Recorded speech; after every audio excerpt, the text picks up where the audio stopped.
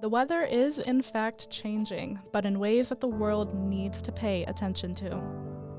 Climate change has been a prominent topic across the globe for a long time, especially when election season arrives in the US. It's a topic that often sparks fiery debates and one that is avoided at the dinner table. Nevertheless, it's a topic that should be talked about. During an interview, Tim Hawkins, a professor in Shippensburg University's Department of Geography and Earth Science, shared his thoughts.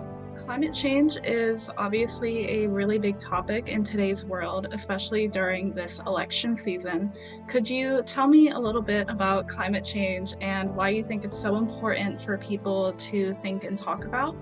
Sure, yeah. I mean, I think it's at the end of the day, it's probably going to be one of those issues that is maybe the most important thing that humanity has faced. The problem is it's not an instantaneous change. It's more of the proverbial frog boiling in the water and doesn't realize it's being boiled until it's too late. So it's not a nuclear weapon explosion. It's not an economic meltdown. The reality is we're sort of seeing this sort of slow accumulation of evidence and damage, whether it's the hurricanes or wildfires. And just as population continues to grow and there's more people and more people living in urban areas and those urban areas getting warmer and sort of the ripple effects that will likely sort of come of this beyond just sort of like the temperature is warmer. It's like what else will also then be sort of there. So I think as we continue through in the coming decades, it's going to touch every aspect of human lives, be it economic, social, political. It's not going anywhere as an issue.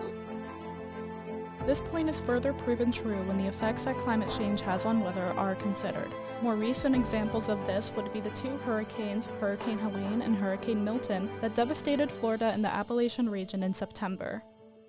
Storms such as these have been increasing in intensity over the years. This is because a warmer ocean caused by rising global temperatures and increased atmospheric moisture can produce more intense and sustained rainfall, according to research conducted by NASA. These storms also have an increased chance of rapidly intensifying, which was seen with Hurricane Helene's rapid intensification over just 48 hours. Changes in weather patterns in the overall climate can cause other long-term effects, such as longer heat waves. These result in more illnesses, deaths, and damage to crops due to warmer average temperatures, according to research done by the Environmental Protection Agency, or EPA.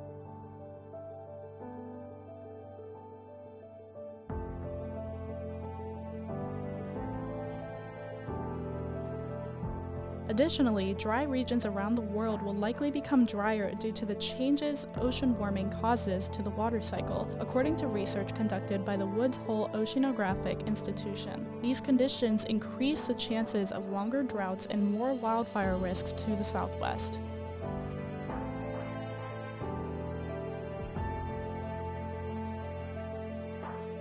These intense changes and their effects on society have left many people feeling helpless, unable to make any difference in changing the course of climate change. However, Hawkins disagreed with this assumption.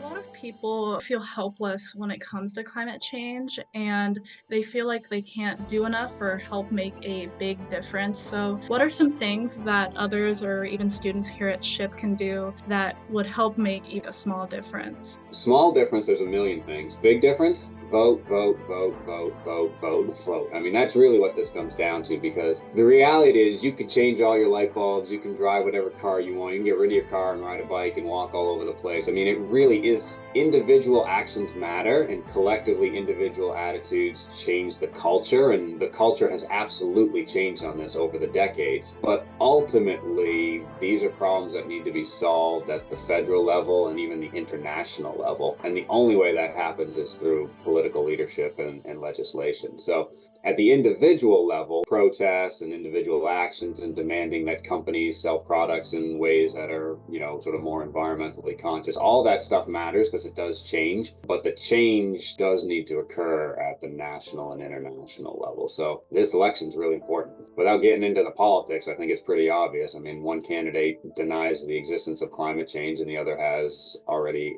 proactively been acting on those issues. So if that's an important issue to you, then I think it's kind of a no-brainer of a choice. But there are certainly other issues as well. But from a climate standpoint, that's where the action needs to occur, is at the federal and even international level. But the international agreements are a function of national governments that are in charge.